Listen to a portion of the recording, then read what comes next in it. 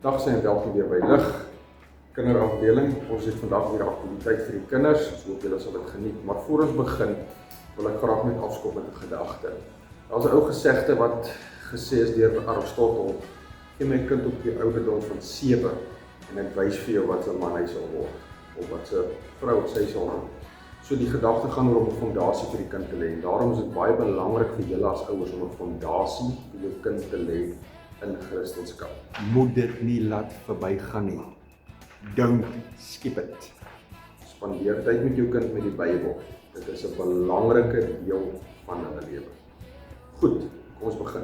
Vandag het ons 2 aktiwiteite, soos julle kan sien. Ek gaan eers enetjie met julle behandel, dan die ander enetjie.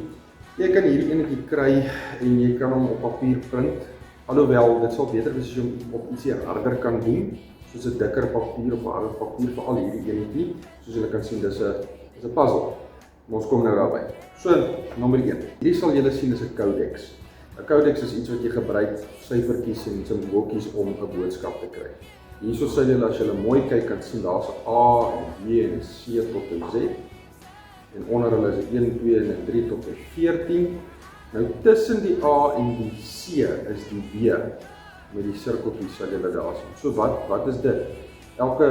Die A en die C het 'n nommer, maar nie B nie. So B is dan tussen die twee. B gaan dan staan vir 1,2 tussen die twee. So as hierso onder dan nou staan 1,2, dan weet ons dis nie 1 nie, dis nie 2 nie, dis 1,2.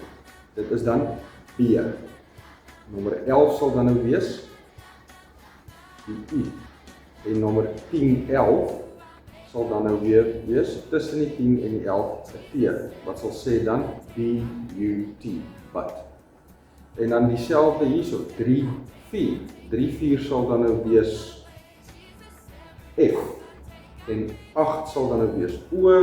En 9, 10 sal dan nou weer tussen die 9 en die 10 wees en 'n R. Wat sal dan nou spel? F-O-R. Vol.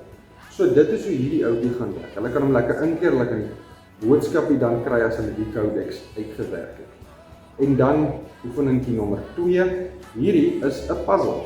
So, soos ek gesê het, doen dit eerder op ietsie hard, die puzzle gaan makliker bou. En as ek nou julle was, sou ek hom 'n bietjie vergroot, dan sê nou maar A3.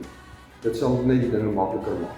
Wat maak hierdie nou interessant of spesiaal, is die feit dat daar nie 'n prent is in hierdie puzzle, dis woorde. So die woorde moet uitwerk. Hoe gaan ons die puzzle dan bou? Ons gaan kyk na die vorm van elke blokkie. Jy moet kyk dat daai vorm, soos jy sal sien, daar is soos 'n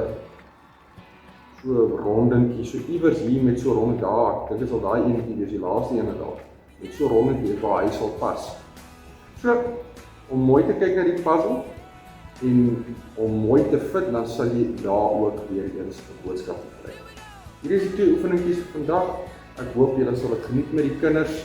Gebruik dit waar en wanneer julle wil. Hoop julle het 'n mooi dag.